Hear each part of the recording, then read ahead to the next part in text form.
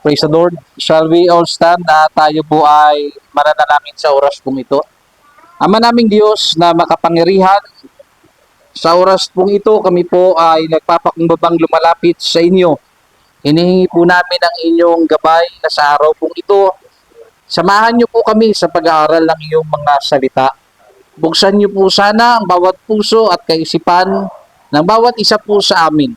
Tulungan niyo po kaming maunawaan po namin ang mga paksa na aming pag-aaralan sa araw na ito. Nawa ito po, Diyos, ay manatili po sa aming mga puso na maisakatuparan po namin ang inyong kalooban. Pagpalain niyo po, Diyos, ang bawat isa sa amin, maging ako na siyang mangaral ng iyong mga salita.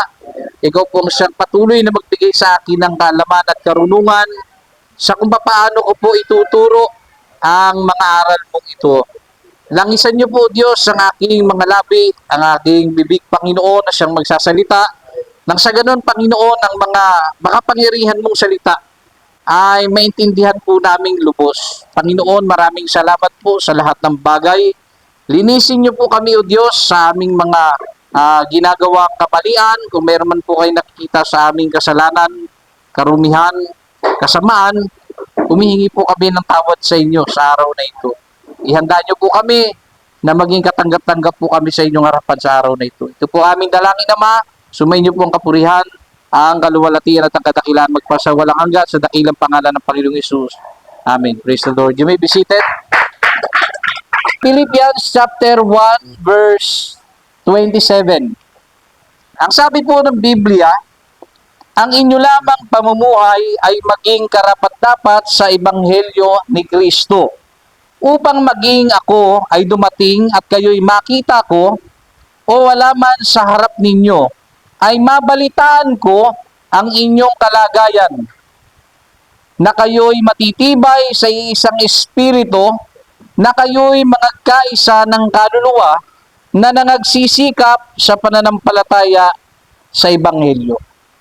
Mga kapatid, ang Philippians chapter 1 verse 27, ayon po sa pag-aaral ng mga scholar sa Biblia, ang bahagi po na ito na ating binasa ay isinulat ni Apostol Pablo sa sitwasyong siya po ay nakakulong. Okay? Nakakulong po si Apostol Pablo nang isulat niya ang bahaging ito dito po sa Filipos. At sa kanyang pagsulat, mga kapatid, sinusulatan niya mga taga-Pilipos, ang mga mananampalataya roon, no? Na ang inyo lamang daw ikang pamumuhay ay maging karapat-dapat sa Ebanghelyo ni Kristo. Una, gusto ko pong maintindihan po ninyo, ano po ba ang Ebanghelyo?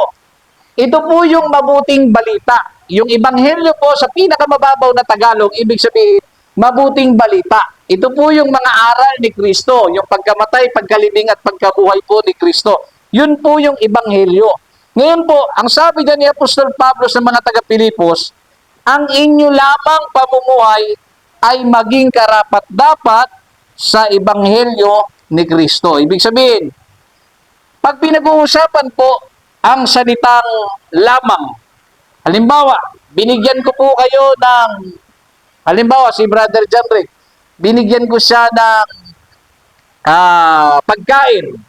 Ang sabi ko sa kanya, Brother John Rick, sa'yo lamang yan ha.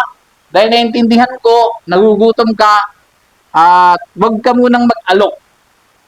At maintindihan ka rin naman ng mga kapatid. So sa'yo lamang yan. Pag sinabing sa'yo lamang, binigay ko sa kanya, meron pa bang iba na dapat pagbigyan? Wala na. Kasi exclusively lang yun, mga kapatid, para sa taong pinagbigyan. Gayon din po, ang sinasabi ni Apostol Pablo sa mga taga-Pilipos, ang inyo lamang pamumuhay.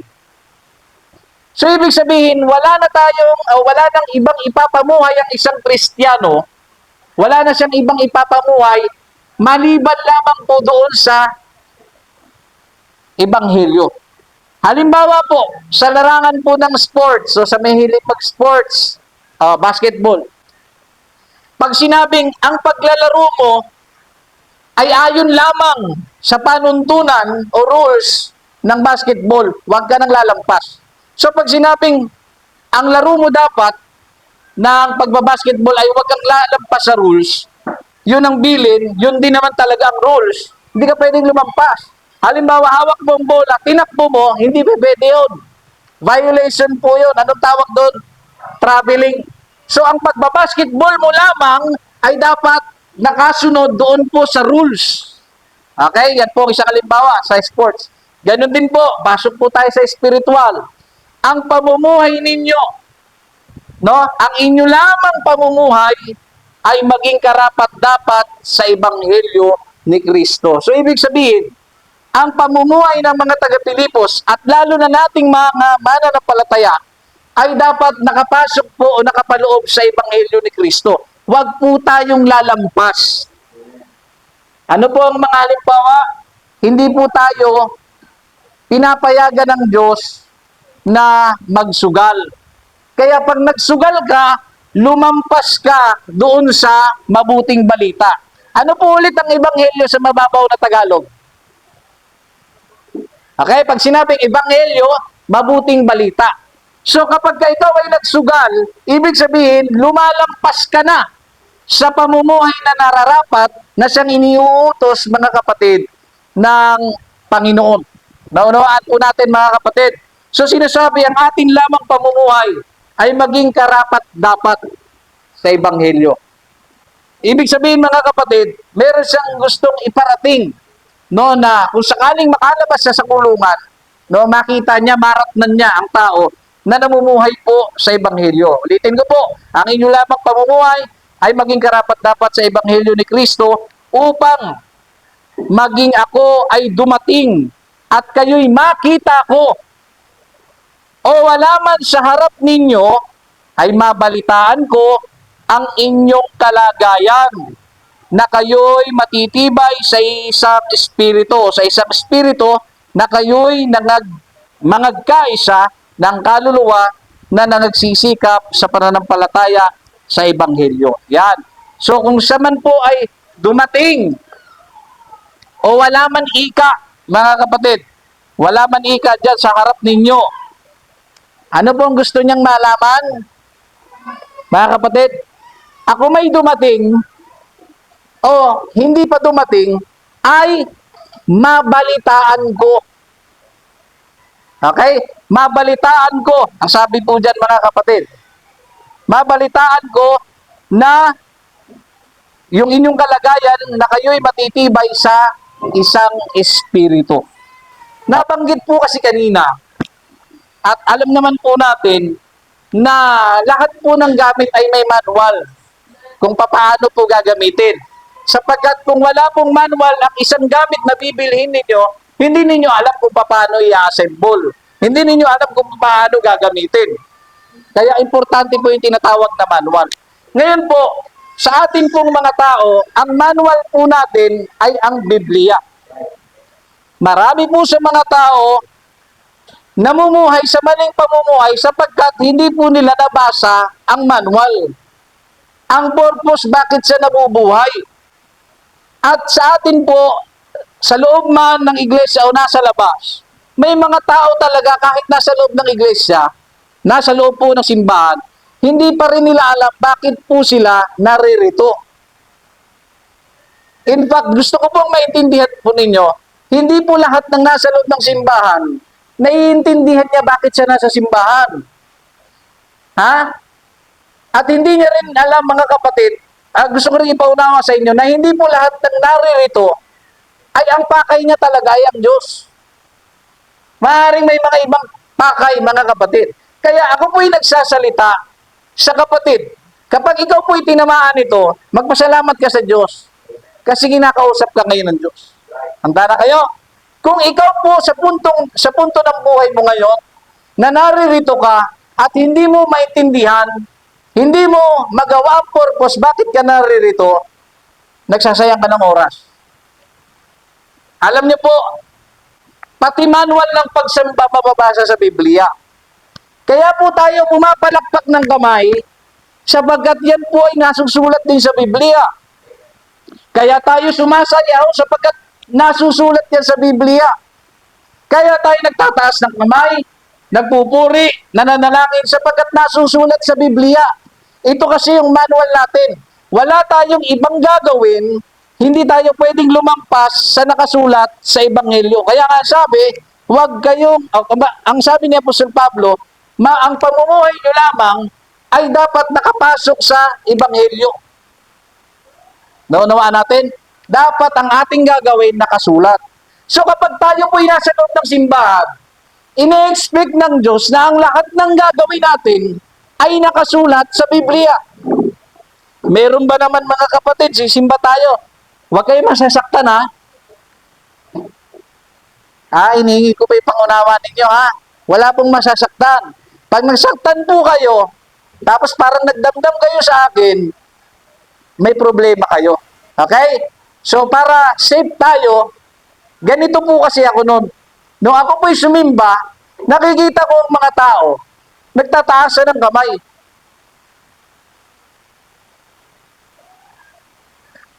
Lahat sila nagtataas ng kamay. Biglang sasayaw, biglang papalakpak. Ang sabi ko nga nung paglabas, hindi na ako babalik dyan. Bakit, Ika? Parang mga baliw yung tao dyan. Sasayaw-sayaw. Bago iiyak, tapos sasayaw ulit. Yan. Bakit po ako ganon? Sapagat hindi ko pa po nababasa ang manual ng buhay ng tao. No? Nandoon po ako, tinitingnan ko lang, tapos bakit kaya sila umiiyak? Bakit kaya, alam niyo yun, yung usually kasing nating nakagisnan na reliyon, hindi ganun eh. Pangalawa, hindi rin tayo tinuruan ng ating mga magulang kung ano ang tamang paglilingkod sa Diyos. Alam niyo kung bakit? Sapagkat hindi rin sila tinuruan ng kanilang mga magulang at salit-saling lahi. Kaya pagpasok natin sa simbahan, na nakakita po tayo na nagpupuri, nagsasayawan sila, para bagang ano yun? Ba't ganun sila? Pero bakit kapag fiesta, may artista, hindi ka naman pinapatawag, napunta ka? Bakit pag fiesta, sikat na sikat, pumapalakpak ka? Sumasayaw ka pa, nakikisayaw ka pa. Halimbawa, si Sarah Heronimo nasa bayan, sinayaw yung, ano ba yung sikat na kanta niya? Tala. Nakikitala ka rin kahit audience ka lang. Bakit mo yun ginagawa? Sapagkat sikat yun at maaaring idol mo yun. Oh. Bakit sa concert nakikipag-participate ka? Nung kumakanta yung sikat, nakikikanta ka rin. Alam mo ginagawa mo, tama? Pero bakit pag nasa loob tayo ng simbahan, nagkakasayahan tayong lahat, bato-bato sa langit, wag po kayong magagalit. Nagkakasiyahan tayong lahat, ganun ako eh. Pagdating ko sa simbahan, nagkakapalakpak-palakpak sila, nakaganon lang ako, para kung tuod. Bakit po? Kasi nga hindi ko pa po alam ang manual. Hindi ko pa rin kilala talaga ang Panginoon kahit alam kong may Diyos. Okay? Nandoon ako. Nag-iiyakan sila, nagpupuri sila, nakatayo lang ako. Gaya nyo rin po ako noon. Pero nung nabasa ko po ang banal na kasulatan, na kaya pala tayo nagsisimba, dapat ipapadama natin sa Diyos yung kanyang kadakilaan. Ipapadama natin sa Kanya na siya yung pinunta natin sa simbahan. Nagpagtaas ng ating kamay, nagpapasalamat po tayo dapat sa Panginoon. Na sa pagpasok po natin dito, iwanan na po natin yung mga bagay na nasa labas. Naunawaan natin? Dahil pag nasa loob tayo ng simbahan, ini-expect ng Diyos, paglilingkuran natin siya. Pupurihin natin siya, magpapalakpak tayo, sasayaw tayo. Alam niyo mga kapatid, nung ako po ay nandiyan sa likod, habang nagkakasiyahan at nagpapalakpak, nagsasayaw, naiiyak ako sa likod. Alam niyo kung bakit mga kapatid? Malayo pa man, dama ko at nare-realize ko, dadating ang panahon, hindi ko na magagawa ang tumalon at pumalakpak at sumayaw. Bakit? Kung loobin man ng Diyos na abutin ako ng katandaan, hindi ko na siya magagawa. Pero tayo pong mga malalakas pa, mga kapatid, dapat ito yung pinaka-peak na season eh. Na malalakas pa tayo, dapat nagpupuri tayo sa Diyos. Hindi dapat natin pinipigilan ng ating sarili, mga kapatid. Dapat ibinibigay natin sa Diyos ang nararapat na para sa Kanya. Kaya nga po tayo naririto. At gusto ko pong maintindihan po ninyo, na sana po dumating kayo sa sitwasyon na kinakausap ninyo ang Diyos at sinasabi ninyo, Panginoon, alam ko lang may Panginoon, pero hindi ko mapatunayan kung totoo ka. Ngayon, kung gusto po ng bawat isa sa atin na maging isang testimonya ng buhay, bakit hindi mo kausapin ang Diyos? Panginoon, kung totoo ka, gusto kong maglingkod sa iyo. Kung totoo ka, iparamdam mo sa akin na totoo ka. Nang sa ganon, makumbinsi ako na ang buhay ko ay ilagak ko sa paglilingkod sa iyo. Alam niyo po, marami po sa atin sa loob ng iglesia, nasa loob ng iglesia, hindi marunong mag-voice out sa Diyos. Tingnan niyo ha, paano niyo po malalaman ang isang taong takot sa dilim? Paano niyo po malalaman kapag ang isang tao ay takot sa dilim? Ha? Siyempre makikita mo, pag inutusan mo, pakikuha nga dyan iskinita. Samahan mo ako. Takot ka pala hindi. Kailangan ko lang ng ilaw. Diba? Naghahanap siya ng kasama. Alam niyo po ba kaya tayo natatakot sa dilim? Simulat sa pagkabata natin, ang atin pong mga magulang, malamang ang mga magulang ninyo, isa kayo sa nabiktima. No, may gulto dyan. Kaya nag-register sa isipan natin na kaya pag madilim, ayaw natin. Kasi natakot tayo Naunawaan natin. At yung resulta ng takot mo, nakikita sa buhay mo. Ano po ibig ko sabihin? Paano nyo malalaman ang isang tao may Diyos sa kanyang buhay? Makikita nyo ang resulta sa kanyang buhay. Kapag ang isang tao, magkaiba po, ang may Panginoon sa kanyang buhay, ang may Panginoon at Diyos sa kanyang buhay, sa isang taong alam niya lang na may Panginoon. Inuulit ko po, magkaiba po.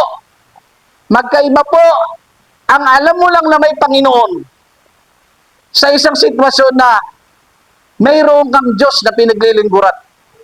Kasi pag mayroon kang Diyos na pinaglilingkuran, mare-reveal yun, makikita yan sa iyo Pagdating sa panalangin, alam mo manalangin. Pagdating sa pagpupuri, makikita mo silang nagpupuri sa Diyos. Kaya mga kapatid, kung sa oras na ito, hindi pa rin natin natututunan, ang itaas ang ating mga kamay, ang pumikit at mag-concentrate na Panginoon, tulungan niyo po ako. Gusto kong maranasan kayo. Gusto kong mapatutuhanan na totoo kayo. Kung talagang totoo kayo, i-reveal niyo ang sarili niyo sa akin. Gusto kong malaman kung talagang totoo ka. Hindi yung kapag nagpupuri tayo mga kapatid, para tayong mga tuod. Gaya ng ginagawa ko noon, nung hindi ko pa nababasa ang manual.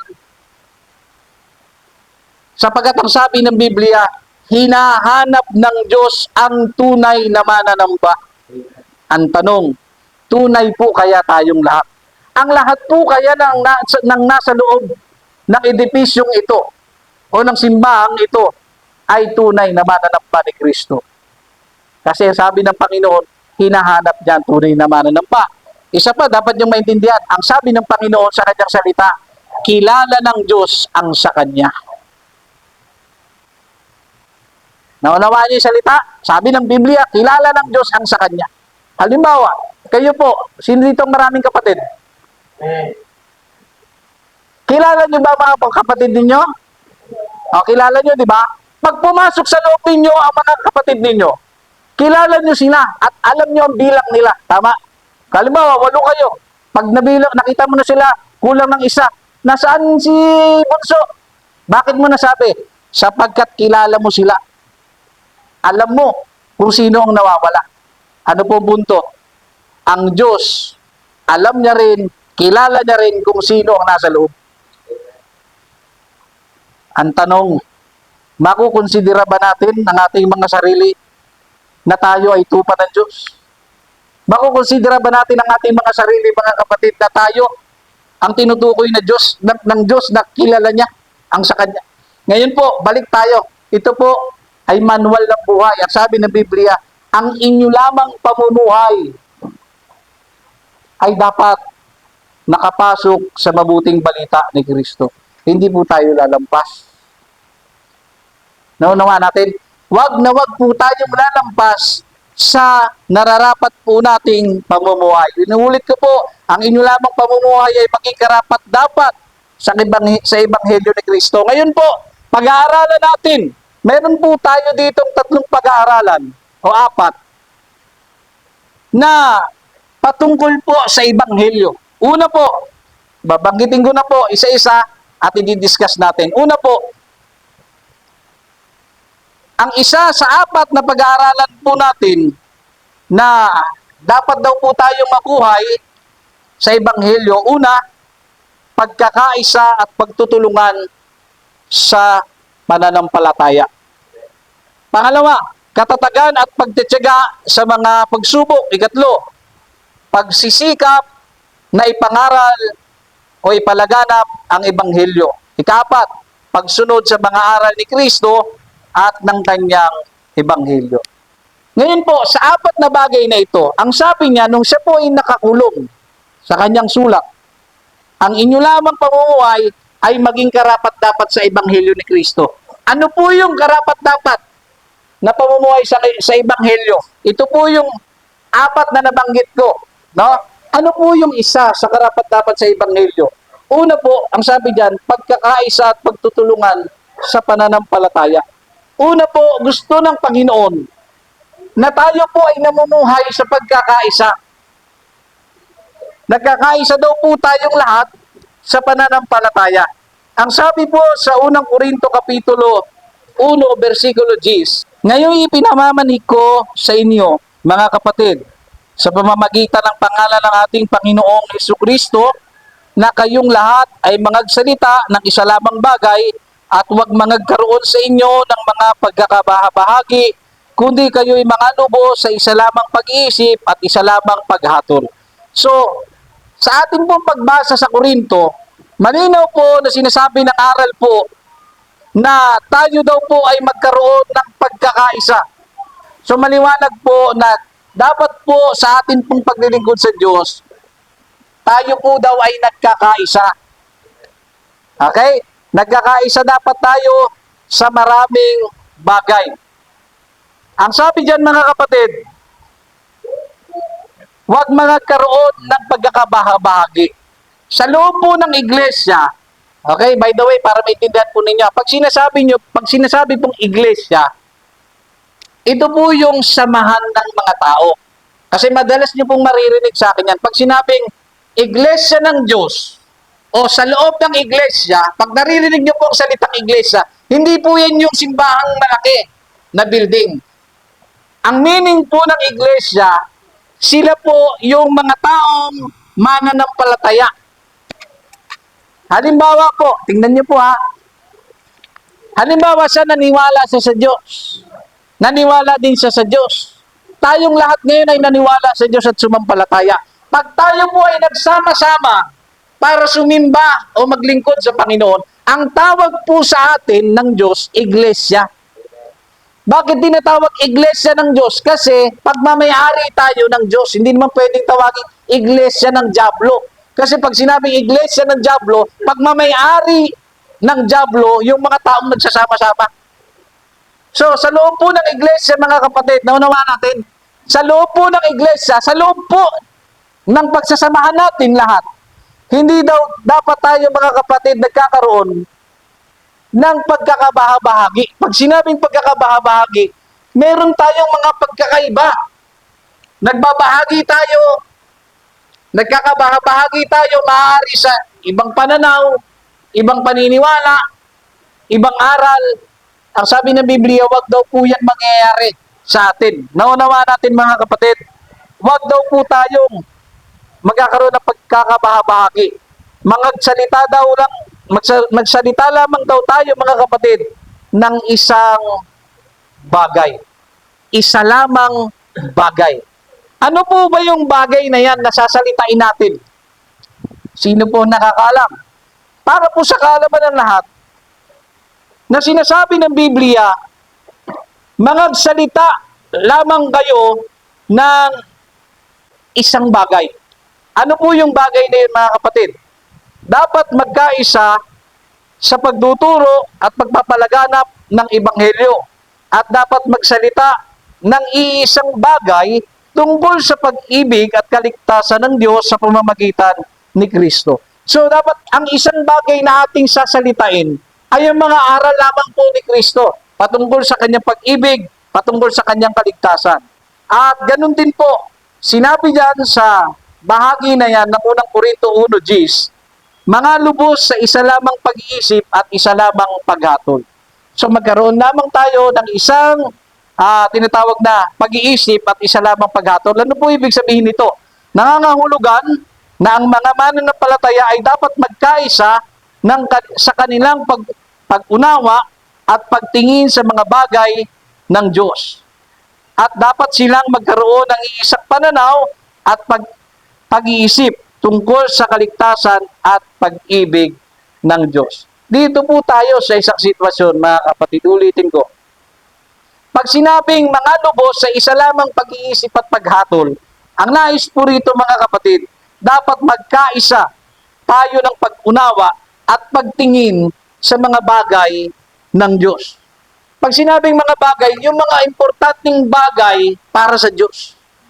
Alam niyo po, marami po sa atin namumuhay hanggang ngayon hindi po alam kung anong importanteng bagay sa Panginoon. Sa usapang pamilya, ang nanay ninyo, alam ng bawat isa sa atin kung ano ang importante sa nanay natin. Tama? Hindi na natin yun para questionin pa. Kilala niyo yun. Alam ninyo kung saan natutuwa ang nanay niyo, kung ano ang kaligayahan ng nanay niyo. Alam niyo yun. Tama? Alam niyo yun. Ngayon, ang tanong, kayo po personal, tatanungin ko, alam niyo po ba ang mga importanteng bagay sa sarili ninyo? Magbigay kayo ng halimbawa ng importanteng bagay ninyo sa sarili ninyo. Cellphone. Kaka-cellphone. Nasira ang utak. Hindi na makausap. Kaka-cellphone. Wala nang tinatawag na pakikipagkapwa-tao. Di ba? So alam ninyo yung mga importante sa inyo. Tama? Naintindihan po ninyo? Alam po ninyo ang importante sa inyo. Ngayon po, mga kapatid, ano po ang ibig kong sabihin? Kung nalalaman nyo kung ano ang importante sa nanay ninyo, at nalalaman ninyo kung anong importante sa buhay ninyo, sino sa inyo ang nakakaalam ng mga bagay na importante sa Diyos? Tingnan nyo, ngayon ninyo marirealize, mga kapatid, nabubuhay tayo sa mundong ito na nalalaman lang nating may Diyos pero hindi natin naiintindihan kung ano yung mga bagay na importante sa Panginoon. Unang-unang bagay, no particular order. Hindi nyo ba alam na importante kayo sa Panginoon?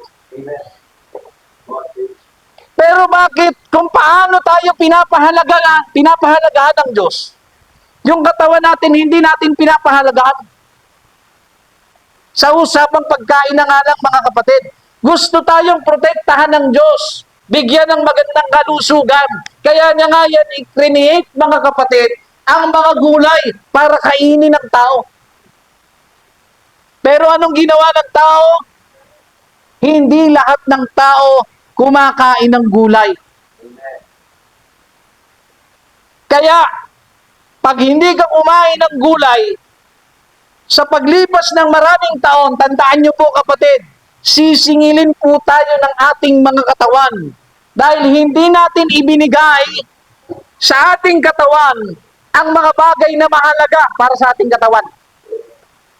Pakinggan nyo. Marami sa atin, hindi pa rin natin kilala ang katawan natin. Kasi yung katawan natin, alam ng katawan natin kung ano ang kailangan nito.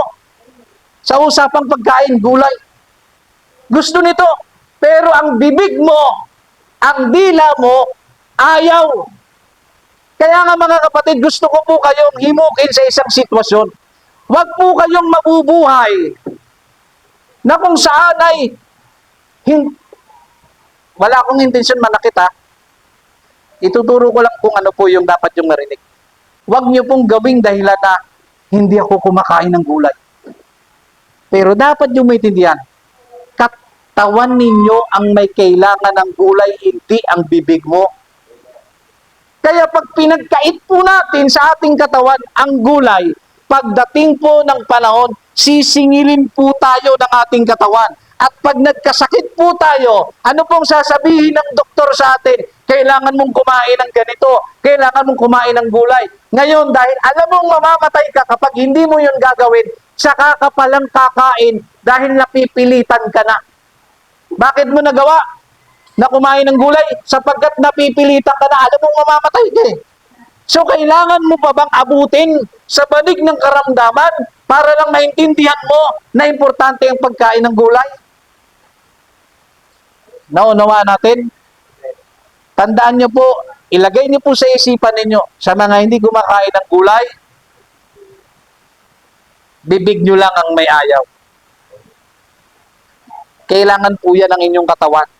Kung gusto po nating mabuhay ng maayos, hindi sakitin, ibigay po natin ang importante para sa ating katawan. Amen po? Huwag po kayong magagalit mga kapatid. Ako po ay nagtuturo lamang sa inyo sapagkat pare-parehas po tayong mahal ng Diyos. Sapagkat kung hindi ko po ito sasabihin sa inyo, dadating ang panahon, magkakasakit po tayo lahat. Yung sakit mga kapatid dahil sa kapabayaan. Naunawa natin mga kapatid, huwag po natin baliwalain ito. Importante po tayo sa Diyos. Alam nyo, mga kapatid, naranasan nyong gumawa ng sulat o kaya regalo. Nung ginawa nyo yan, todo effort ka. Tapos may pinagbigyan kang tao. Nung ibinigay mo sa kanya, hinarap ka niya eh. Tinanggap niya. Pero makalipas ng ilang araw, makita mo nasa basurahan. Di ba masakit? Masakit po yun. Bakit? Hindi pinahalagahan ng taong pinagbigyan mo ang effort mo. Tama? Masakit po yun. Ito po, dadalhin ko kayo sa isang spiritual na bagay. Inihanda ng Diyos ang lahat ng bagay para sa atin. Pero ano ang isinusukli natin sa Diyos? Hindi ba't katulad ng ini, halimbawa ko, na binigyan na tayo ng mga bagay na para sa atin, pero makikita ng Diyos nasa basurahan lang lahat ng ibinigay niya sa atin. Ano po ibig ko sabihin? Yung pagkakataong makapaglingkod, pagkakataong maitaas ang ating kamay para magpuri sa Panginoon, marami sa mga tao ayaw talagang magtaas ng kamay. Ibinabasura kung ano ang nasusulat. Ibinabasura at iniisang tabi, mga kapatid, yung paglingkuran ng Panginoon. Kaya nga po, dapat ninyo maintindihan, sabi ng Biblia, ang pamumuhay natin ay dapat nakasulat sa Biblia. Bakit pag nasa loob po tayo ng simbahan, mas pinipili na lamang po natin manahimik. Mas pinipili na lamang po natin, mga kapatid, pag ganyan-ganyan. Diba? Bakit? Maaaring hindi nyo pa kasi alam ang nakasulat. Pero ipapaalam ko sa inyo para wala na kayong takas. Importante sa Diyos ang itaas ninyo ang inyong kamay para purihin ang kanyang pangalan. Importante sa kanya yun. Kaya masakit sa Panginoon na makita niya ang kanyang nilikha na hindi nagpupuri sa kanya. Naalala niyo po ba mga kapatid, yung isang talata sa Biblia, nagsisigawan yung mga tao pagpasok ng Panginoong Jesucristo na nakasakay sa isang hayop. At ang sabi ng mga tao ron, patahimikin mo ang iyong mga alagad sapagkat napakaingay nila. Ano sabi ng Panginoon? Kung mananahimik sila, ang mga bato na ang sisigaw. Ano pong ibig sabihin mga kapatid? Importante sa Panginoon ang pagpupuri. Amen. Kung inyo pong nabasa ang Biblia, sabi niya yan, kung mananahimik sila, ang mga bato ang sisigaw. Pagpapakita po yan mga kapatid, pagpapahayag po yan ng ating Panginoong Hesus, na kung walang magpupuring tao, posible niyang lagyan ng bibig ang bato para sumigaw. Kung yung mga bagay na walang buhay, kaya niyang paganahin sa kanyang kapangyarihan, ano pang bagay ang hindi niya kayang paganahin, mga kapatid? Naunawaan natin? Naunawa po ba natin mga kapatid? Ngayon po, ulitin po natin, nangangahulugan na ang mga mananampalataya ay dapat magkaisa ng kanilang pag-unawa at pagtingin sa mga bagay ng Diyos. Mga kapatid, pahalagahan niyo po ang mga bagay ng Diyos. Yung mga mahalaga sa Panginoon. Una kayo, pamilya ninyo, mahalaga kayo sa Panginoon mga kapatid. Yung buhay ninyo, yung inyong mga pinagdadaanan sa buhay na may mga pagsubok kayo mga kapatid. Nakikita ng Diyos, kaya nga sabi ng Biblia mga kapatid, ipinagmamalasakit tayo ng Diyos. Sa mga panahon hindi na natin kaya ang pressure ng buhay, sa mga panahon na parang hindi na natin kaya at parang gusto na nating sumuko, ang sabi ng Panginoon sa kanyang salita, ipinagmamalasakit po tayo ng Panginoon.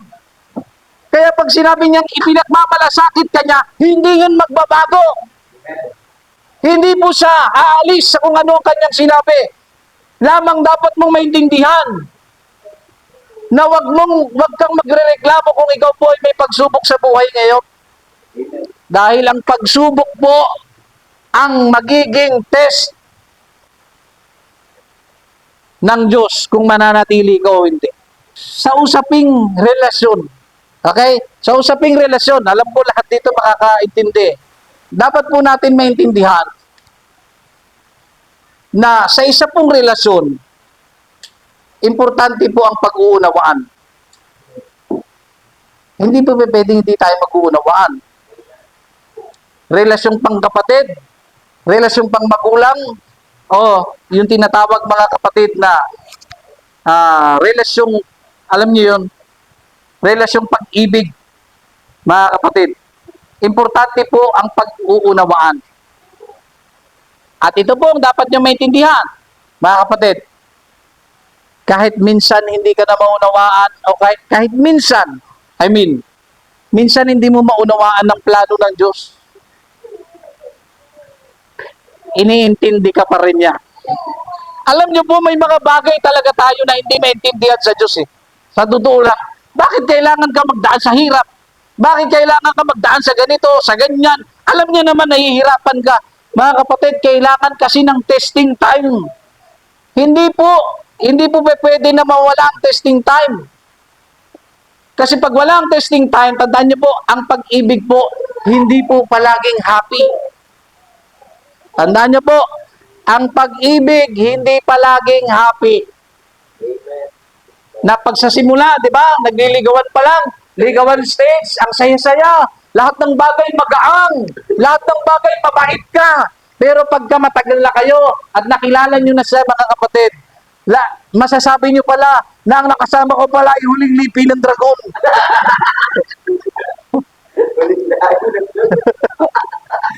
Mga kapatid, bakit? Bakit po? Bakit ka nakakapagsalita ng ganon? Sapagkat nakilala mo na. Kaya yung mga nagsisimula pa lang, halos ayaw kang patamaan ng araw. Nakwento ko nga sa inyo, magkasintahan, nakita ko dyan sa Twice, halos ayaw niya patamaan, akbay-akbay niya, tapos sinasalag niya ng kamay niya yung araw na patama dun sa, sa nobya niya, ganun-ganun sila. Isip-isip ko, gayon lang yan. Bakit? Nagsisimula pa lang eh. Lahat ng simula, tandaan niyo po, lahat ng simula, exciting, masaya, nag-explore pa lang. Pero kapag tumagal na mga kapatid, yung sinasabi mong aantayin kita, mapapalitan ng bahala ka dyan. Yung sinasabi mo na kumain ka na, sasabihin mo, mauna ka na. Bakit? Nakilala mo na eh. Pero, tandaan niyo po, bakit po may mga naghihiwalay? Kahit 10 years na, kahit mag-asawa na, bakit naghihiwalay mga kapatid? Bakit po? Sapagkat hindi po nila matiis ang ugali ng bawat isa. Pero ito po ang gusto ko maintindihan po ninyo. Ang pag-ibig po, tandaan niyo po, hindi mo siya minahal o hindi ka nagmahal ng tao dahil lang sa mabuti siya sa iyo.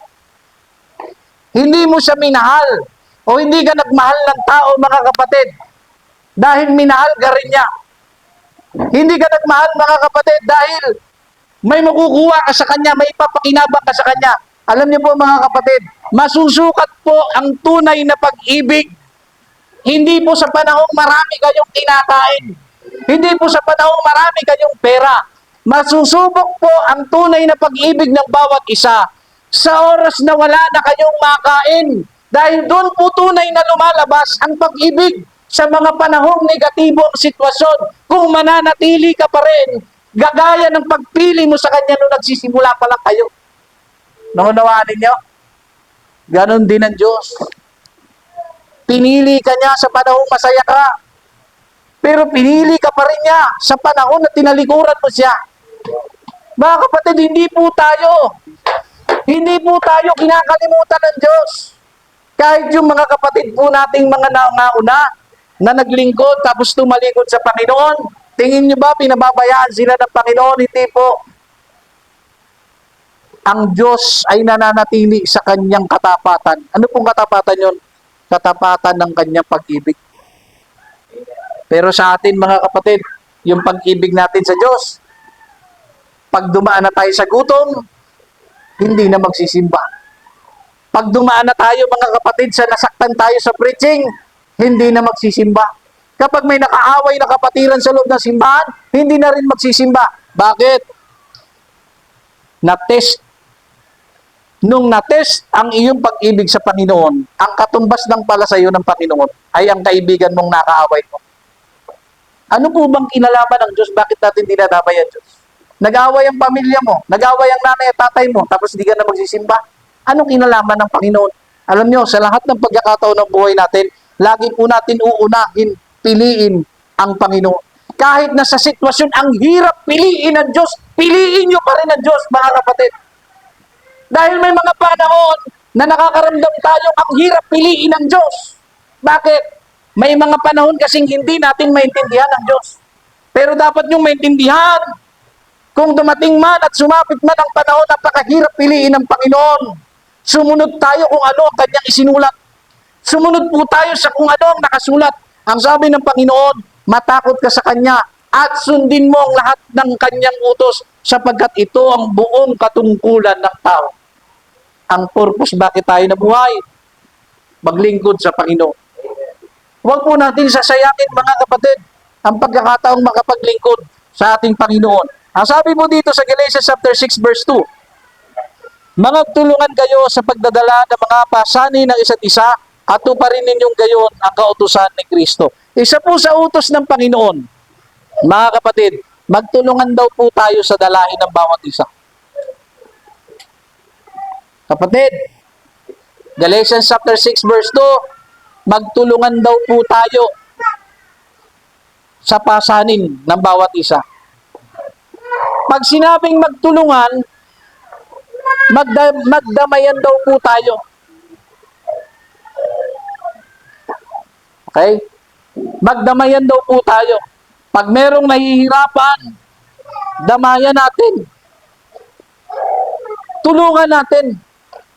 Hindi yung pinagtutulungan natin mga kapatid sa ibang bagay. Damayan po natin ang bawat isa sa atin. Pag may nahihirapan, pag may problema, ipanalangin natin sila, tulungan natin sila. Huwag po natin hahayaan na hindi po natin tutulungan ang bawat isa. Number 2 po, na pamumuhay.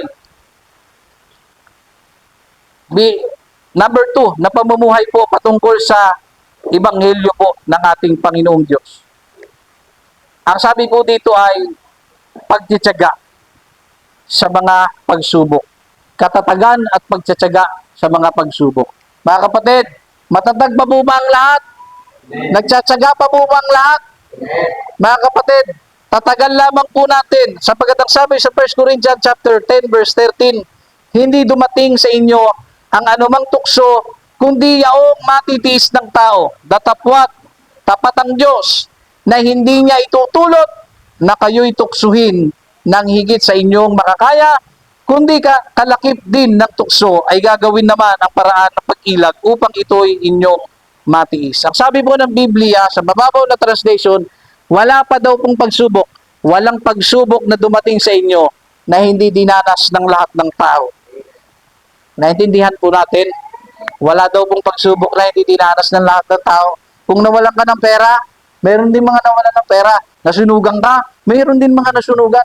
Kumbaga, ano man ang iyong danasin, common lang yan. Lahat yan, dinanas ng lahat. Pero sabi ng Biblia, tapat ang Diyos.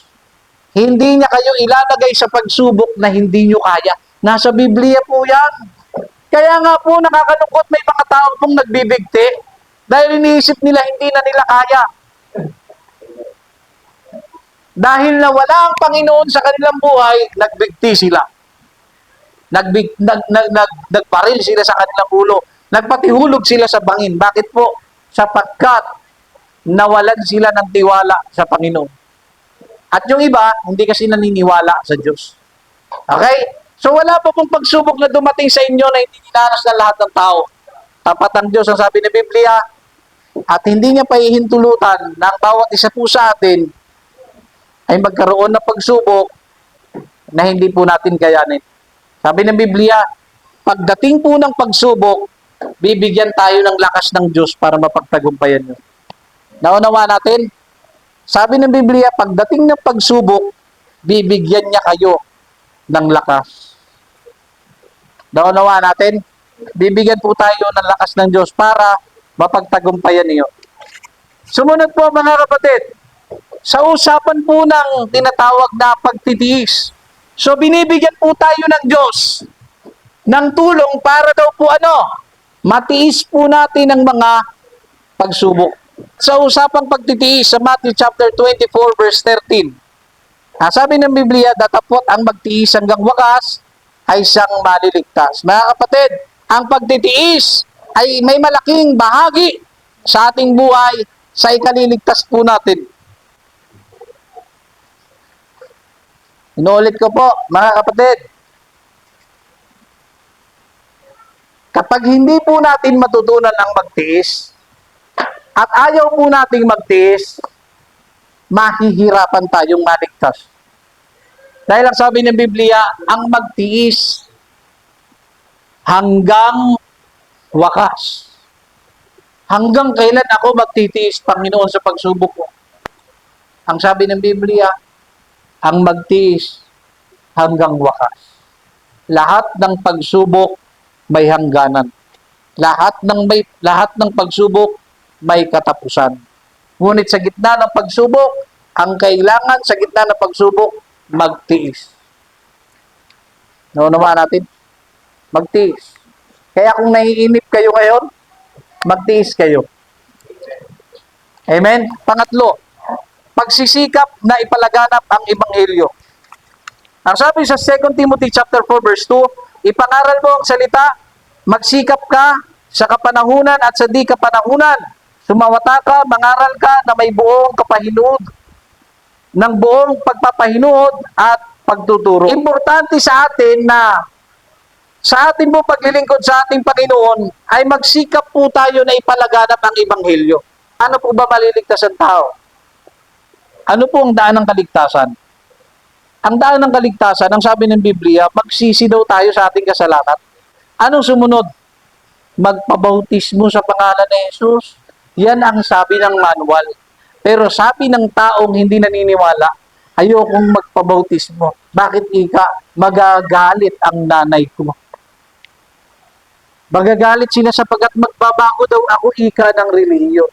Mga kapatid, wag po kayong maniniwala sa ganyang klaseng paniniwala. Ang Diyos ang mas nakakaalam ng mas mabuti para sa atin. So kailangan po natin magsisi at mabautismuhan. At ang sabi diyan, ipangaral ang salita. Ipangaral ang Ebanghelyo. Mga kapatid, tandaan po ninyo, hindi po kayo tinawag ng Panginoon para maupo lang.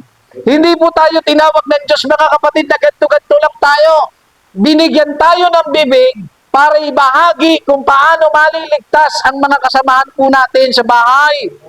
Sa iyong mga magulang, sabihin mo na kailangan natin magsisi, naitay. Sapagkat ang pagsisisi at ang pagbabautismo sa pangalan ni Jesus ay makapagliligtas ng ating kaluluwa.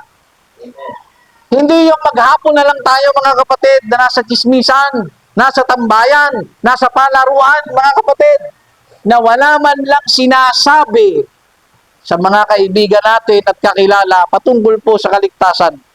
Naunawaan natin, ipangaral daw po natin. Okay? Ipangaral mo ang salita, magsikap ka sa kapanahunan at sa di kapanahunan. Sumawata ka. Pag sinabing sumawata, sumalungat ka, tumutol ka. Kapag ang isang paniniwala ay mali, tutulan mo kapatid. Huwag mo yung tinatawag nila na kinukonsinti. Pag mali, mali. Naunawaan natin mga kapatid, mangaral ng mayroong pagpapahinuhod o yung tinatawag na pagpapakumbaba. Ikaapat, bago tayo magtapos, pagsunod sa mga aral ni Kristo. Matthew chapter 28 verse 20, ang sabi ng Biblia, na ituro ninyo sa kanila na kanilang ganapin ang lahat ng mga bagay na iniutos ko sa inyo. At narito ako'y sumasa inyong palagi hanggang sa katapusan ng sanlibutan. So sinasabi po ng Biblia sa ating mga mananampalataya na sa ating pong paglilingkod, sa ating pagtuturo o pangangaral, ituro natin sa tao na sumunod po sa aral ni Kristo, sa mga kautusan po ni Kristo. At sabi sa 2 Thessalonians chapter 1 verse 8, pakinggan po ninyo, kung hindi po tayo susunod sa ebanghelyo, sa aral po ni Kristo, ito po ang mangyayari sa atin. Ikalawang Tesalonica Kapitulo 1, versikulo 8 hanggang 9. Ang sabi ng Biblia, na maghihiganti sa hindi nagsisikilala sa Diyos at sa kanila na hindi nagsisitalima sa ebanghelyo ng ating Panginoong Hesus. Number 9, na siyang tatanggap ng kaparusahan na walang hanggang kapahamakan mula sa harap ng Panginoon at mula sa kaluwalhatian ng kanyang kapangyarihan. Bago po tayo magtapos, mga kapatid, ang sabi po, ipangaral daw po natin ang ebanghelyo. Ano po ulit yung ebanghelyo? Mabuting balita. Yung aral po ng Biblia, ituro natin. Ngayon po, pagkatapos natin ituro yan, tandaan nyo po, may mga tao po na hindi maniniwala. Pero ito pong natitiyak ko. Ang sabi ng Biblia, ito po sa mga taong hindi maniniwala, ang sabi dyan, na maghihiganti sa hindi nagsisikilala sa Diyos. Pakinggan nyo pong maigi, mga kapatid. Huwag po kayong maniniwala na kapag namatay ang tao, ay talagang sa Panginoon siya agad. Dahil ang sabi ng Biblia, maghihiganti ang Diyos. Tandaan nyo po, may talata sa Biblia, maghihiganti ang Diyos sa mga tao na hindi kumilala sa Diyos. Kaya kung ang iyong nanay, iyong tatay, iyong mga kapamilya, ang iyong kapatid, ang iyong kaibigan, binabahagian mo ng salita ng Diyos at ayaw nilang maniwala, may araw po ng paghihiganti ang Diyos sa mga taong ayaw maniwala sa Kanya. Sa mga taong ayaw kumilala sa Panginoon, ang sabi, siya po ay maghihiganti. Maghihiganti po ang Panginoon. At ang sabi diyan, at sa kanila na hindi nagsisitalima o sumusunod sa salita ng Diyos o yung Ebanghelyo. Kaya sa mga kapatid po natin na hindi pa po nagsisisi at napabautismuhan, kung hindi po kayo magpapabautismo, mga kapatid, magkakaproblema kayo pagdating ng araw. Dahil darating ang araw, haharap po tayo sa hukuman ng Diyos. Ang kaligtasan natin, mga kapatid, hahanapin sa atin, ikaw ba'y nabautismuhan? Naunawaan natin, mga kapatid. At ang sabi dito, kung hindi tayo magsisitalima sa Kanya, mapaparusahan po tayo.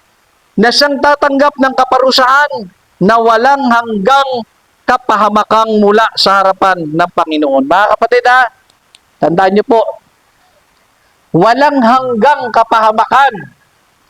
Ito po'y impyerno, kapatid. Kung hindi po tayo magtitino sa paglilingkod sa Panginoon, kung hindi po natin seseryosoin ang paglilingkod sa Panginoon, may impyerno pong nag-aantay sa bawat taong ayaw sumampalataya sa Ebanghelyo. Mga taong ayaw sumunod sa Panginoong Diyos, merong impyerno pong nag-aantay. At yung impyerno na yan ay nakadisenyo lang dapat sa demonyo. Pero dahil ang tao sumusunod sa kagustuhan ng demonyo, siya rin po ay mapupunta sa impyerno. At tandaan niyo po, sabi ng Biblia, ang kaparusahan ito'y walang hanggan.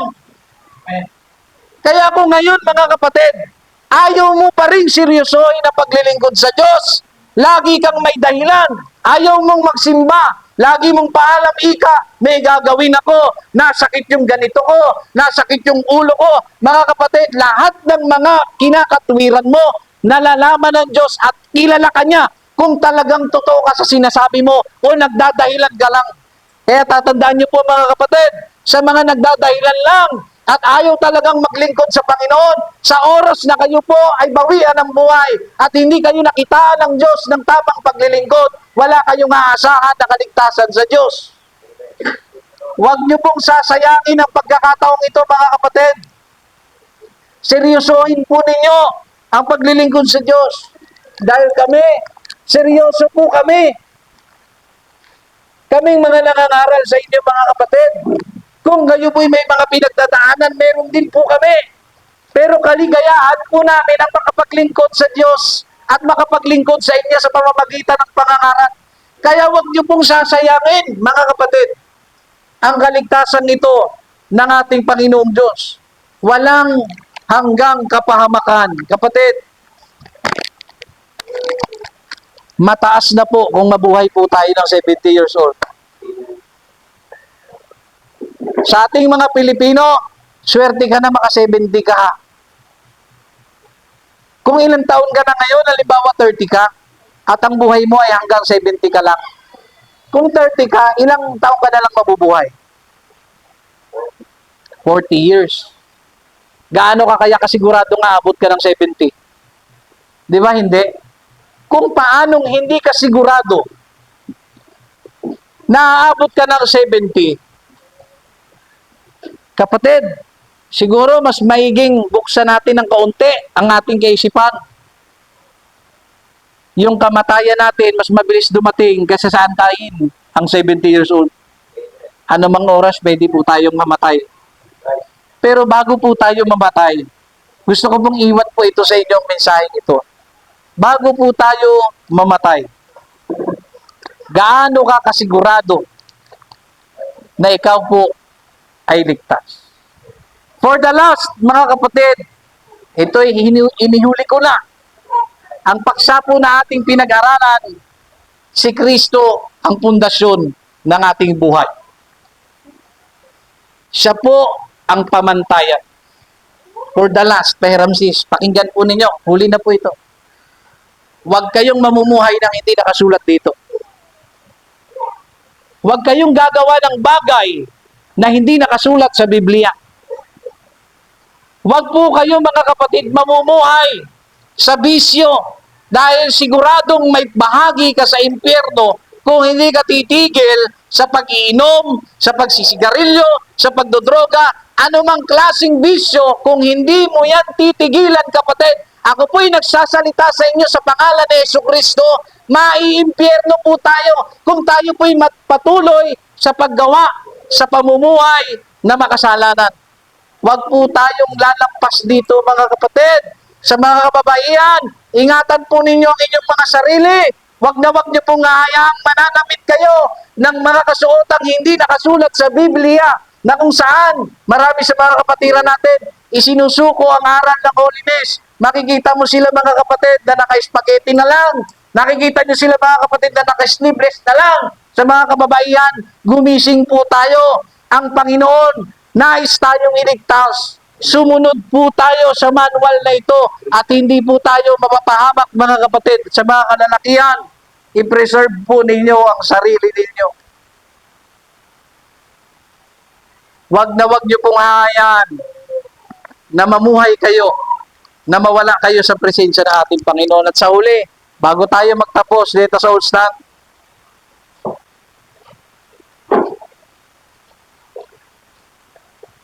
gaya ng sinabi ko sa inyo kanina, pupurihin po natin ang ating Panginoon.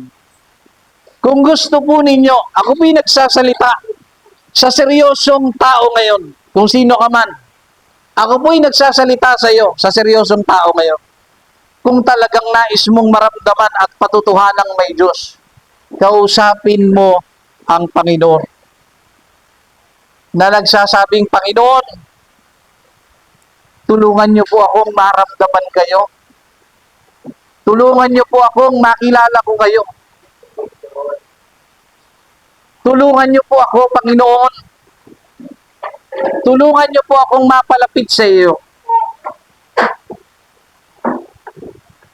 Purihin po natin ang Panginoon. Huwag po natin nahayaan, mga kapatid, na nakatayo lang tayo, wala tayong ginagawa. Sa oras na ito, mga kapatid, ibinibigay ko na po sa inyo ang pagkakataon. Akin